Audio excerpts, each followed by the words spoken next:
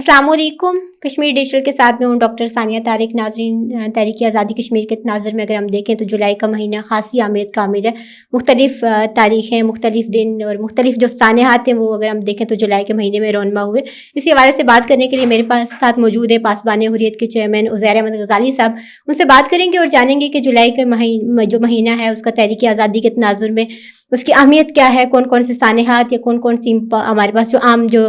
واقعات ہیں وہ جولائی کے مہینے میں رونما ہوئے اور ان کا موقف بھی جانیں گے، اور ساتھ میں تاریخ کے جو بہت سارے ایسے پہلو ہیں جو شاید ہماری نظروں سے اس سے پہلے نہیں گزرے ہوں گے ان پہ بھی بات کریں گے. سب سے پہلے تو آپ کے وقت کا شکریہ. بہت شکریہ. اچھا، مجھے بتائیے کہ جس طرح سے میں نے بات کی کہ جولائی کا مہینہ خاصی اہمیت کا حامل ہے، تو سب سے پہلے اگر ہم بات کریں 8 جولائی یوم شہادت برہان وانی شہید، تو اس حوالے سے تھوڑا سا آگاہ کیجیے گا ناظرین کے لیے بھی، میرے لیے بھی، کہ کیا برہان وانی کون تھے، کیا کردار تھا ان کا تحریک آزادی کشمیر میں، اور کس طرح سے منانا چاہیے ہمیں ان کو اور ان کی قربانیوں کو. بسم اللہ الرحمن الرحیم. سب سے پہلے تو آپ کا بہت شکریہ کہ آپ نے مجھے اس اہم ترین مہینہ جولائی میں جو تحریک آزادی کشمیر اور ریاست جموں و کشمیر کے اندر اس مہینے کی بہت زیادہ اہمیت ہے، اس کے اندر جو واقعات رونما ہوئے ان پہ بات کرنے کا موقع دیا، آپ کا شکریہ. دیکھیے، برہان مظفر وانی شہید جو تحریک آزادی کشمیر کا ایک نوجوان رہنما تھا، وہ حزب المجاہدین کا ایک نڈر بے باک کمانڈر تھا. اس سے پہلے اس کے جو سگے بھائی تھے خالد وانی، انہیں بھارتی قابض فوج نے ایک ناکے پہ روکا 2014 میں، اور پھر انہیں ان کی جامہ تلاشی ہوئی، ان کے اوپر تشدد کیا گیا، ان کو اذیتیں دی گئی، ان کو ٹارچر سیل میں لیا گیا، اور پھر وہ وہاں پہ شہید ہو گئے خالد وانی. تو اس کی شہادت کے بعد مقبوضہ کشمیر کے اندر عمومی طور پہ یہ صورتحال تھی 2012، 13، 14 اور 15 میں کہ بھارتی فوج نہتے نوجوانوں کو پکڑتی تھی، سینکڑوں کی تعداد میں، ہزاروں کی تعداد میں بچوں کو پکڑتی تھی، عام شہری کو گرفتار کرتی تھی، اور پھر تشدد کر کے انہیں اذیت خانوں میں شہید کیا جاتا تھا. تو ان حالات سے ہی متاثر ہو کے برہان مظفر وانی نے جو ہے وہ تحریک آزادی کشمیر کے لیے اپنے گھر کو چھوڑا، اپنے خاندان کو چھوڑا، اپنے علاقے کو چھوڑا، اور پھر وہ مزاحمت کے راستے پہ چل پڑا. برہان مظفر وانی نے بہت کم عمری میں تحریک آزادی کشمیر کو لیڈ کیا، بلکہ بڑے مشکل ترین حالات میں پوری ریاست جموں و کشمیر کے اندر اس نے کشمیری مزاحمت کاروں کے نیٹ ورک کو مضبوط کیا، حزب المجاہدین کو مضبوط کیا، اور بھارت کے خلاف ایک زبردست سوشل میڈیا کمپین کے ذریعے اس نے مسئلہ کشمیر کو دنیا کے سامنے اجاگر کیا. برہان وانی کے ہاتھ میں اگرچہ کلاشنکوف تھی، لیکن اس نے دنیا کو یہ بتانے کی کوشش کی کہ یہ کلاشنکوف کشمیر کے نوجوان نے کیوں اٹھائی اور کیسے حالات تھے، ہندوستان کی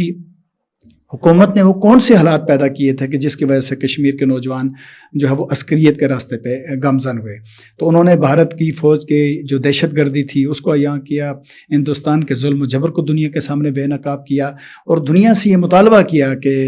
اقوام متحدہ نے کشمیر کے لوگوں سے جو وعدے کی ہیں آزادی کے، حق خود ارادیت کے، استصواب رائے کے، رائے شماری کے، ان وعدوں کو پورا کیا جائے. اور برہان وانی کی اس کوشش سے، جسے ہم سوشل میڈیا مہم کہتے ہیں، اس نے پوری دنیا میں مسئلہ کشمیر کو ایک بار ایسے ہائی لائٹ کر لیا کہ ہندوستان کی تمام تر سفارتکاری، اس کی سازشیں، اس کے پروپیگنڈے، اس کے جھوٹ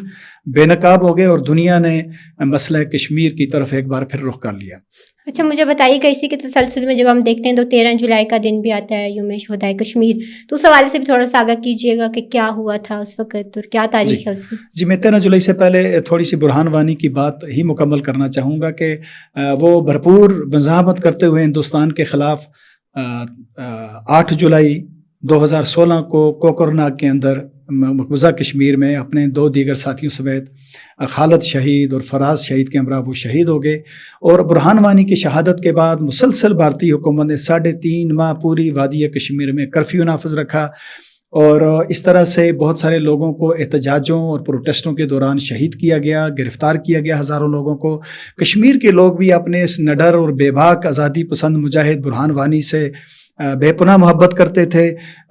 درجنوں جگہوں پہ وادی کشمیر میں برہان وانی کا جنازہ پڑھا گیا. اس کے جنازے میں، تاریخی جنازے میں لاکھوں لوگوں نے شرکت کی، اور پھر اسے جو ہے وہ سپرد خاک کیا گیا. میں یہ سمجھتا ہوں کہ برہان وانی کا یہ جو ابھی 8 جولائی 2026 آ رہا ہے، اس کو ہم یوم مزاحمت کشمیر کے طور پہ مناتے ہیں. اور آپ دیکھیں گے کہ दारुल हुकूमत मुज़फ़्फ़राबाद में 313 कश्मीरी नौजवानों का एक मुनज़्ज़म दस्ता बुरहान वानी को दीगर शहदाए कश्मीर को खराज अक़ीदत पेश करेगा, सलामी पेश करेगा। पाकिस्तान और आज़ाद कश्मीर के परचमों को भी सलामी दी जाएगी और इस दिन को मुसलसल रियासत जम्मू व कश्मीर में यौम मज़ाहमत के तौर पर मनाया जाता है। जहाँ तक आपने बात की 13 जुलाई के शहदा की, 13 जुलाई 1947 को मकबूजा कश्मीर के अंदर आपको पता है कि रियासत जम्मू व कश्मीर के अवाम बिलउमूम इस बात से वाक़िफ़ हैं, ये हमारी एक रोशन तारीख़ है कि जब हमारे 22 फ़र्जंदान तौहीद ने श्रीनगर जामिया मस्जिद के सामने एक अज़ान मुकम्मल करते हुए बारी बारी शहादत का मनसब उन्होंने समेटा और उन्होंने अपने सीनों पे गोलियां खाई, डोगरा फ़ौज का सामना किया और उन्होंने अज़ान की तकमील के लिए हिंदुस्तान के उन जो ज़ैली जो कब्ज़ा कार थे मकबूजा कश्मीर के ऊपर, उन्होंने कलमा हक बुलंद किया। तो पूरी रियासत जम्मू व कश्मीर में 13 जुलाई 1947 के शहदाए श्रीनगर की याद में यौम शहदाए कश्मीर मनाया जाता है। कश्मीर के गली कूचों में उनको खराज तहसीन पेश किया जाता है। आज़ाद कश्मीर के हर ज़िले में बिलखुसूस दारुल हुकूमत में तकरीबात का इनेकाद होता है और उन शहदा की जो हम समझते हैं कि डोगरा साम्राज्य के सामने कलमा हक कहने की उनकी जो जुर्रत थी, जो उनकी शहादत थी, जो उन्होंने इस्लाम के लिए, आज़ादी के लिए खून पेश किया, तो इस पर हम सब उनको खराज तहसीन पेश करते हैं 13 जुलाई 1947 के श्रीनगर के शहदा को। अच्छा, इसमें एक चीज़ और मुझे बताइएगा कि जब हम बात करते हैं कश्मीर के उस पार की और वहाँ पे भारतीय मज़ालिम की, तो उस सब में हम देखें तो 5 अगस्त 2019 के बाद सिचुएशन बहुत हद तक तब्दील हो गई। तो उस सब में आपके समझते हैं कि बेस कैंप का रोल क्या होना चाहिए था, या जो कश्मीर के इस तरफ लोग आबाद हैं उनका रोल क्या होना चाहिए था? क्या आप उनकी किरदार से मुतमईन हैं या इससे बेहतर हो सकता था? देखिए, ये बड़ा हम कश्मीरियों के लिए, जो मकबूजा कश्मीर के हम लोग हैं, ये हमारे लिए बड़ा दुखी कर देने वाला ये सवाल आपका। मैं आपसे ये अर्ज़ करूं कि आज़ाद जम्मू व कश्मीर के ये जो 10 अजला हैं, 3 डिवीज़न हैं और एक आइन साज असम्बली है, यहाँ पे सुप्रीम कोर्ट है, एक आज़ाद इलेक्शन कमीशन है, यहाँ पे 51 मेंबरान असम्बली हैं, यहाँ पे 310 अरब रुपए का भारी भरकम बजट है। आज़ाद कश्मीर के हमारे भाइयों को उनको तमाम वो आज़ादियाँ हासिल हैं जो किसी भी कौम की ज़रूरत होती हैं। बदकिस्मती से ये तमाम चीज़ें जो आज़ाद कश्मीर के अवाम को, यहाँ की सियासी जमातों को, पार्लिमानी जमातों को, मजहबी जमातों को हासिल हैं, ये सिर्फ़ और सिर्फ रियासत जम्मू व कश्मीर के इस आज़ाद हिस्से में एक बेस कैंप की हैसियत होने की वजह से ही ये सब चीज़ें हासिल हैं। वरना गिलगित बल्तिस्तान की आबादी 18 लाख है और वहाँ पे तो कोई वज़ीर आज़म नहीं है, वहाँ पे तो कोई सुप्रीम कोर्ट नहीं है। वहाँ के लोग तो हालांकि ये चाहते हैं कि उन्हें बाकायदा पाकिस्तान का हिस्सा बना दिया जाए, लेकिन पाकिस्तान ने उनकी इस मुतनाज़ हैसियत को हर सूरत में बरकरार रखने का फ़ैसला किया है। आज़ाद कश्मीर के अंदर जो 5 अगस्त 2019 के बाद हमने जमूद देखा, हमने खामोशी देखी, हमने लापरवाही देखी यहाँ के अवाम की, यहाँ के ताजरों की, यहाँ की सिविल सोसाइटी की, कि इन्होंने मकबूजा कश्मीर के अंदर जब भारतीय जनता पार्टी ने दफ़ा 370 को ख़त्म किया, उसके ज़ैली आर्टिकल 35A को ख़त्म किया, रियासत जम्मू व कश्मीर से रियासत का दर्जा ख़त्म कर लिया और उसे बराह रास्त हिंदुस्तान की अमलदारी में ले लिया गया। वहाँ पर तमाम इंसानी, मजहबी, समाजी, सियासी हुकूक बंदूक की नोक पे रौंद दिए गए। तो उस वक़्त बदकिस्मती से आज़ाद कश्मीर खामोश तमाशाई बना रहा। आज़ाद कश्मीर की हुकूमतें, आज़ाद कश्मीर की सियासी क़यादत, आज़ाद कश्मीर का अवाम, जो इनका रोल बनता था रियासत की वहदत, इसकी इकाई को बहाल करने के लिए, मकबूजा कश्मीर के उस खित्ते पे हिंदुस्तान के गैर ज़रूरी कब्ज़े, गैर ज़रूरी फ़ौजी हाकमियत और जबर इस्तबदाद के ख़िलाफ़ जो आवाज़ उठानी चाहिए थी, वो बदकिस्मती से आज़ाद कश्मीर में नहीं उठाई गई, जिससे हिंदुस्तान को ये लगा कि शायद आज़ाद कश्मीर के लोग इस तहरीक आज़ादी कश्मीर से ला ताल्लुक़ हैं। हालांकि हम ये भी जानते और समझते हैं और इस पर हम आज़ाद कश्मीर के उन सैकड़ों शुहदाए कराम को खराज तहसीन पेश करते हैं, खराज अकीदत पेश करते हैं, जो 1989 के बाद मकबूजा कश्मीर में मकबूजा कश्मीर की आज़ादी के लिए जिन्होंने अपने खून के नजराने पेश किए। उसमें पाकिस्तान के हज़ारों नौजवान शामिल हैं जिन्होंने अपने खून के नजराने शामिल किए। लेकिन 5 अगस्त 2019 के मोदी के ज़ालिमाना और इक़दामात के बाद आज़ाद कश्मीर से जिस तरह से अवामी तहरीक उठना चाहिए था, जिस तरह से एहतजाजी तहरीक उठना चाहिए था, जिस तरह से पूरी दुनिया में हमारा लाखों की तादाद में एक डायस्पोरा मौजूद है, जिस तरह से उनको ऑर्गेनाइज होकर हिंदुस्तान के ख़िलाफ़ آواز اٹھانی چاہیے تھی حق کی خود ارادیت کے لیے اور ریاست کے جبری تقسیم کے خلاف، ریاست کے تشخص کو ختم کرنے کے خلاف، وہ بدقسمتی سے ہم نے نہیں دیکھی، جس کی وجہ سے ہم یہ سمجھتے ہیں کہ آزاد کشمیر کے ہمارے بھائیوں نے، ہماری بہنوں نے، ہمارے نوجوانوں نے، ہمارے تاجروں نے، ہمارے وکلاء نے، ہماری سول سوسائٹی نے ایک ایسی لاپرواہی کا مظاہرہ کیا ہے جس کا میں سمجھتا ہوں تدارک شاید قریب آنے والے وقت میں بھی ممکن نہیں ہو سکے گا۔ ایسا ہی ہے۔ اچھا، ایک اور چیز جو آپ نے بات کی کہ حکومتوں کی خاموشی تھی یہ جگہ کے اندر اور ساری چیزیں، تو ہم دیکھتے ہیں کہ موجودہ صورتحال میں بھی ہمیں نظر آتا ہے کہ 12 نشستیں جو ماجرین مقیم پاکستان کی آزاد کشمیر اسمبلی میں موجود ہیں، ان کو لے کے خاصی ناراضگی پائی جاتی ہے لوگوں میں۔ ان کو یہ کہا جا رہا ہے کہ وہ حکومتیں بنانے اور مطلب بگاڑنے میں، توڑنے میں کردار ادا کرتی ہیں۔ تو آپ کا اس پہ کیا موقف ہے؟ کیا ان لوگوں کو جموں کشمیر کے لیے یا اس پار بسنے والے جو لوگ سفر کر رہے تھے ان کے لیے آواز نہیں اٹھانی چاہیے تھی؟ کیا یہ ان کی نیگلیجنس نہیں ہے؟ دیکھیے جی، ایک تو جو جموں کے ہمارے مہاجرین بھائی ہیں جو پاکستان کے مختلف شہروں میں آباد ہیں، مختلف صوبوں میں آباد ہیں، مجھے ایز اے کشمیری ان سے یہ شکوہ ہے کہ انہوں نے بھی ہمیں ان گزشتہ 37 برسوں میں تنہا چھوڑا، ہمارے حق میں کوئی مؤثر آواز انہوں نے بلند نہیں کی۔ ان کے جو ممبران اسمبلی منتخب ہو کے آزاد کشمیر کی آئین ساز اسمبلی میں آتے تھے، 12 منتخب ممبران، میں ان سے بھی شکوہ کرتا ہوں کہ انہوں نے کبھی بھی اس تحریک کی نہ تو پشت پناہی کی، نہ انہوں نے مہاجرین جموں و کشمیر 1989 کی آزادی اور حق کی خود ارادیت کی تحریک میں اپنی آواز کو شامل کیا۔ یہ تو مجھے ان سے ایک شکوہ ہے جو میں پوری کشمیری قوم کی جانب سے آپ کی وساطت سے ان کے سامنے پیش کرتا ہوں۔ جہاں تک 12 نشستوں کا معاملہ ہے، دیکھیے 6 نومبر 1947 میں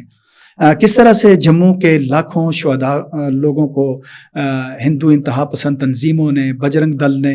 راشٹریہ سیوک سنگھ نے، سکھ جتھوں نے، ڈوگرا فوجیوں نے کس طرح سے ان لاکھوں لوگوں کو شہید کیا ہے۔ کیا آزاد کشمیر کے ہمارے بھائی اس بات کو اتنی جلدی بھول گئے؟ ابھی تو 1 صدی بھی ہونے کو نہیں ہے، ابھی تو 78 برس ہی گزرے ہیں کہ کس طرح سے لاکھوں لوگ شہید ہوئے۔ ہزاروں کی تعداد میں ہماری جموں کی مسلم بیٹیوں کو سکھ جتھوں نے، ڈوگرا فوج نے اغوا کیا، اور وہ آج بھی ہندوستان کی مختلف ریاستوں میں زندہ ہیں جنہیں اغوا کر کے لے جایا گیا تھا، اور انہوں نے شاید بدقسمتی سے انہوں نے ڈوگروں کے اور سکھوں کے بچوں کو جنم دیا ہوگا، اور وہ لاکھوں کی تعداد میں لوگوں کی ہجرتیں جموں سے پاکستان کی طرف مجبوراً اپنے گھر بار چھوڑنا، اپنی ریاست چھوڑنا، اور پھر ایک ایسا قضیہ کہ جس کا ابھی فیصلہ ہونا باقی ہے۔ فیصلہ کیسے ہوگا کہ اقوام متحدہ نے 5 جنوری 1949 کی قرارداد سمیت دیگر 18 قراردادوں میں ریاست جموں و کشمیر کے لوگوں سے یہ وعدہ کیا ہے کہ اس مسئلے کے حل کے لیے، اس قضیے کے حل کے لیے ریاست جموں و کشمیر کے لوگوں کو آزادانہ، غیر جانبدارانہ رائے شماری کا موقع دیا جائے گا، اور ریاست کا ہر شہری، وہ جس مذہب سے بھی ہو، وہ مسلمان ہو، وہ ڈوگرا ہو، وہ سکھ ہو، وہ ہندو ہو، جس کے پاس بھی اسٹیٹ سبجیکٹ ہوگا وہ اس رائے شماری میں حصہ لے گا۔ اور یقینی طور پہ ہمارے جموں کے جو مہاجرین ہیں جن کی آبادی لاکھوں کی تعداد میں ہے، مجھے لگتا ہے کہ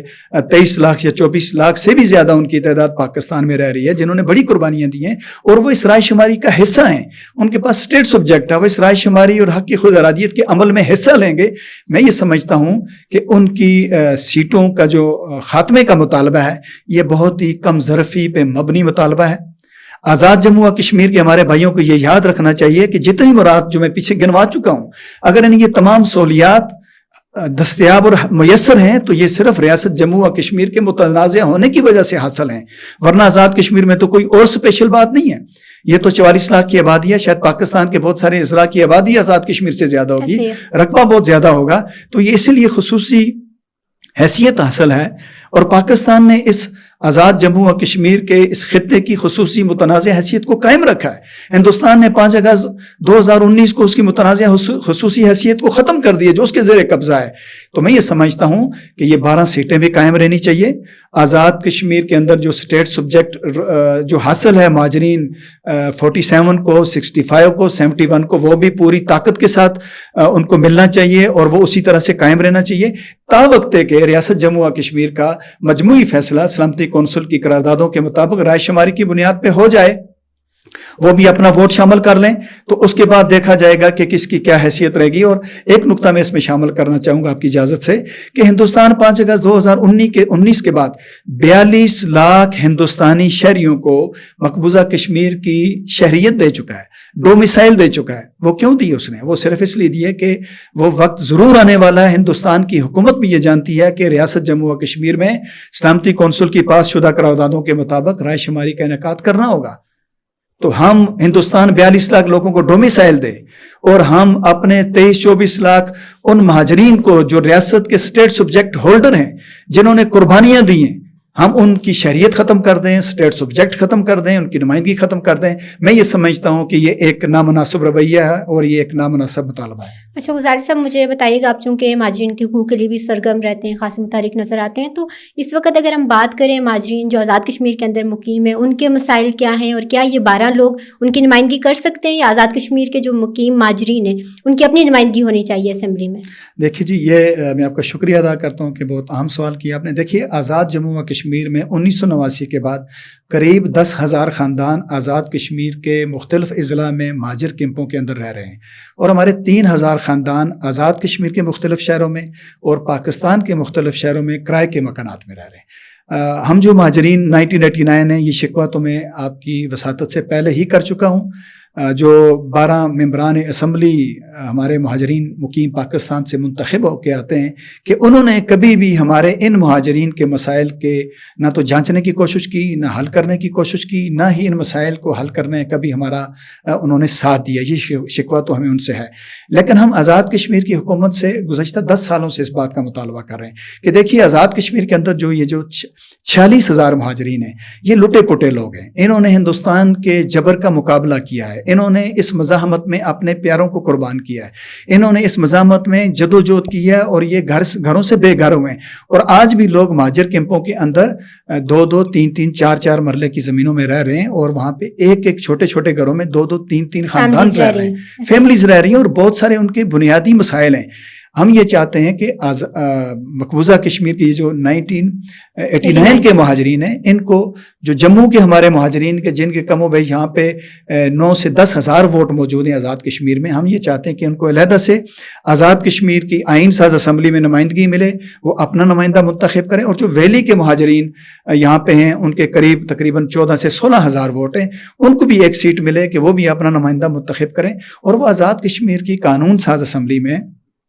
پہنچ کر مقبوضہ کشمیر کی تازہ ترین صورتحال پہ بھی بات کریں، آئین سازی میں بھی حصہ لے سکیں، مہاجرین کشمیر 1989 کے مسائل پہ بھی بات کر سکیں، اور وہ جو مہاجرین جموں جو 1947 ہیں ان کے مسائل پہ بھی بات کر سکیں۔ تو اس تحریک آزادی کشمیر کا جو میں سمجھتا ہوں جو وقت کی ضرورت ہے، جو 89 کے نمائندے ہیں وہ اس اسمبلی میں ہونے چاہیے، اور اس طرح سے جو 47 کے 12 نمائندے ہیں وہ بھی بدستور وہاں پہ قائم رہنے چاہیے۔ باقی ہمارے آزاد کشمیر کے ماشاءاللہ 39 ممبران اسمبلی ہیں جو آئین سازی میں، حکومت سازی میں حصہ لیتے ہیں، اور ان کا ہی سب سے زیادہ رول ہوتا ہے۔ اور مجھے لگتا ہے کہ آج تک مہاجرین 1947 کا کوئی وزیر اعظم آزاد کشمیر میں نہیں بنا ہے، اور گزشتہ یہ جو وزارتوں پہ براجمان ہوتے ہیں، وزیر اعظم نہیں رہا۔ جی ہاں، یہ جو ابھی اس 5 سالہ جو حکومت چل رہی ہے، اس میں 4 وزیر اعظم تبدیل ہوئے، اور ان 4 وزرائے اعظم میں کوئی بھی مہاجر 47 نہیں تھا۔ ہاں، حکومتوں کی تبدیلی میں شاید ان کا بھی وہی آئینی رول رہتا ہوگا جو دیگر 39 ممبران اسمبلی کا ہے۔ تو ہم یہ سمجھتے ہیں آزاد کشمیر کے عوام کو، آزاد کشمیر کی سیاسی اور مذہبی قیادت کو اپنا دل بڑا کرنا ہوگا، تا وقت کہ مسئلہ کشمیر اقوام متحدہ کی قراردادوں کے مطابق رائے شماری کی بنیاد پہ حل نہیں ہوتا۔ ہم سب کا اپنا اپنا سٹیٹس آئین اور جمہوریت کے دائرے میں رہ کے برقرار رہنا چاہیے، اور اس کے لیے لائے عمل کیا ہوگا؟ ہمارے پاس اتنی ساری شہادتیں بھی ہو گئیں، کئی سالوں سے ہم کر رہے ہیں ساری چیزیں، تو کیا سمجھتے ہیں کہ حکومتوں کی کیا ذمہ داری ہونی چاہیے، اور ہماری جو عوام کی کیا ذمہ داری ہے کہ تاکہ اس ریاست کا جو مسئلہ ہے جو کئی سالوں سے، کئی صدیوں سے مطلب ایگزسٹ کر رہا ہے، وہ ختم ہو جائے، اور کہ کوئی نہ کوئی اس کا حل نکل آئے؟ دیکھیے جی، سب سے پہلی بات تو یہ ہے کہ ہم کشمیری ہندوستان سے اس کا کوئی صوبہ نہیں مانگ رہے، نہ اس کی کوئی ریاست مانگ رہے۔ ہم اپنی ریاست کی آزادی کی بات کرتے ہیں، وہ بھی حق خود ارادیت اور رائے شماری کی بنیاد پہ۔ رائے شماری کا وعدہ ہمارے ساتھ سلامتی کونسل اقوام متحدہ نے کیا، خود ہندوستان کے اس وقت کے پنڈت جواہر لال نہرو نے کیا کہ کشمیر کے لوگوں کو یہ موقع دیا جائے گا کہ وہ اپنی مرضی سے اپنے سیاسی مستقبل کا فیصلہ کریں۔ تو ہم جو ہندوستان سے آزادی کی بات کرتے ہیں، یہ ہمارا ایک شرعی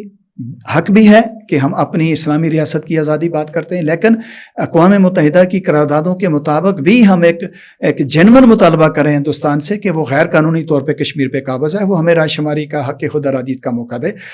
بابا حریت سید علی گیلانی شہید رحمۃ اللہ علیہ نے، میں نے کئی بار ان سے بات کی اور کئی بار انہوں نے اپنی تقریر میں، انہوں نے پریس کانفرنسز میں یہ بات کی کہ سید علی گیلانی پاکستان سے محبت کرتا ہے، لیکن رائے شماری کی بنیاد پہ اگر ریاست جموں و کشمیر کی غالب اکثریت ہندوستان کے ساتھ جڑنے کو ترجیح دے گی تو سید علی گیلانی عوام کی جو اجتماعی سوچ اور ان کا فیصلہ ہوگا اس کو قبول کرے گا۔ ہم یہ سمجھتے ہیں کہ آزاد کشمیر کے جو ہمارے بھائی ہیں، آزاد کشمیر کا یہ جو بیس کیمپ ہے، ہمیں ہندوستان کے جبر و استبداد کے خلاف آواز اٹھانی ہوگی۔ میں سمجھتا ہوں کہ مجھے نہیں اندازہ کہ آزاد کشمیر کی ہماری سیاسی قیادت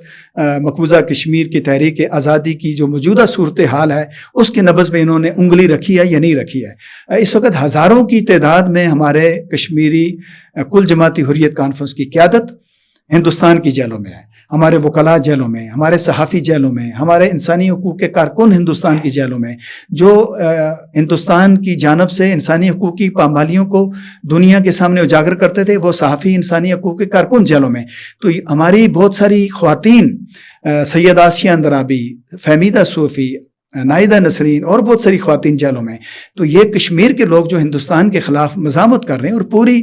ریاست کا جو قرض اتار رہے ہیں استصواب رائے کے لیے، ریاست کی وحدت اور اکائی کی بحالی کے لیے، رائے شماری کے لیے، تو آزاد کشمیر کی سیاسی قیادت کو، مذہبی جماعتوں کو، پارلیمانی جماعتوں کو، تاجروں کو، سول سوسائٹی کو، نوجوانوں کو یہ بات جاننی، ماننی اور سمجھنی ہوگی کہ ہم سب کا مستقبل آزادانہ رائے شماری میں مضمر ہے۔ ہم سب مل کے جب تک اپنے سیاسی مستقبل کا فیصلہ اپنی مرضی سے نہیں کریں گے، ہمارا کہیں پہ بھی کوئی فیصلہ انڈیویجولی قابل قبول نہیں ہوگا۔ تو اس میں وقت کی ضرورت ہے کہ آزاد کشمیر کی سیاسی قیادت سامنے آئے، وہ ہندوستان کی جارحیت کے خلاف آواز اٹھائے، وہ اقوام متحدہ کی پاس شدہ قراردادوں کو ہائی لائٹ کریں، اور بالخصوص جو ہمارا ڈائسپورا ہے، جن کی یہ آئینی ذمہ داری ہے کہ وہ مقبوضہ کشمیر کے 1 کروڑ اور 30 لاکھ لوگوں کی آزادی کی بات کریں، رائے شماری کی بات کریں، ان کے اوپر جو ظلم نریندر مودی کی فوج ڈھا رہی ہے اس کو ایکسپوز کریں دنیا کے اندر۔ اور میں آپ کی وساطت سے یہ ضرور کہنا چاہتا ہوں، ہندوستان، نریندر مودی، بھارتیہ جنتا پارٹی، ہندوستان کی حکومتیں اور اس کی سیاسی جماعتیں یہ بات سمجھتے ہیں کہ کشمیر کا ایک ایک شہری ہندوستان کے فوجی قبضے سے نفرت کرتا ہے، کشمیر کا ایک ایک شہری ہندوستان سے آزادی چاہتا ہے، کشمیر کا ایک ایک شہری حق خود ارادیت کا مطالبہ کرتا ہے، جبر سے، بندوق سے، کالے قوانین سے۔ وہاں پہ جو کالے قوانین نافذ ہیں، افسپا، پوٹا، UAPA، PSA اور دیگر قوانین، جس کے ذریعے ہندوستان کی حکومت نے مقبوضہ کشمیر کے لوگوں کے آزادی اظہار رائے پہ مکمل پابندیاں عائد کر دی ہیں، اس تمام تر صورتحال کے باوجود ہندوستان یہ سمجھتا ہے کہ کشمیر کے لوگ اس سے آزادی چاہتے ہیں، اور وہ اپنے اس گزشتہ 8 دہائیوں کے مطالبے سے وہ پیچھے نہیں ہٹے۔ کشمیری کیسے پیچھے ہٹیں گے؟ ہم نے مقبول بھٹ کو پھانسی کے تختہ دار پہ چڑھتے دیکھا، ہم نے افضل گورو کو تختہ دار پہ چڑھتے دیکھا، ہم نے سید علی گیلانی کی میت کو 12 سال کی مسلسل نظر بندی کے بعد، ہندوستان کے ظلم کے بعد، ہم نے ان کے جنازے کو، ان کی میت کو بندوقوں کے پیرے میں سری نگر میں ان کو دفنایا۔ ہم نے اشرف سرائی کا جنازہ ہندوستان کی جیل سے اٹھایا، ہم نے سید الطاف شاہ کا جنازہ ہندوستان کی جیل سے اٹھایا۔ ہمارے ہزاروں نوجوانوں نے، برہان وانی، منان وانی، ہزاروں نوجوانوں نے جو قربانیاں دی ہیں، جو خون دیا آزادی کے لیے، ہندوستان یہ سمجھتا ہے کہ کشمیر کے لوگ اپنے شہداء کی قربانیوں کو کبھی فراموش نہیں کریں گے۔ تو ایسی صورتحال میں آزاد کشمیر کے ہمارے بھائیوں کو ایک نئی صف بندی کے ساتھ، ایک نئی حکمت عملی کے ساتھ، آپس میں اتحاد اور اتفاق کو قائم کرتے ہوئے مقبوضہ کشمیر کی آزادی کے لیے اور پوری ریاست کے مجموعی سیاسی مستقبل کے لیے ایک کلیدی کردار ادا کرنا ہوگا، اور اس کے لیے انہیں حق خود ارادیت کے مطالبے کو اجاگر کرنا ہوگا۔ ایسا ہی ہے، اور یہ بہت ضروری ہے۔ بہت شکریہ آپ کے وقت کا، اچھا لگا آپ سے بات کر کے۔ یہ تھے عزیر احمد غزالی صاحب جو بتا رہے تھے کہ مقبوضہ کشمیر کی صورتحال اس وقت کیا ہے، اور جولائی کا مہینہ اگر ہم تاریخ کے تناظر میں دیکھیں تو کتنی اہمیت کا حامل ہے، اور اس وقت ضرورت کیا ہے کہ کس طرح سے ہمیں چیزوں کو لے کے چلنا چاہیے تاکہ ریاست کے جو دونوں اطراف کے لوگ ہیں جو سفر کر رہے ہیں کئی سالوں سے، وہ اس سفرنگ سے نکل سکیں اور کوئی نہ کوئی جو منزل ہے اس تک پہنچ سکیں۔ اسی کے ساتھ مجھے دیجیے اجازت، ملتے ہیں اگلے پوڈ کاسٹ میں، اللہ نے کے بعد۔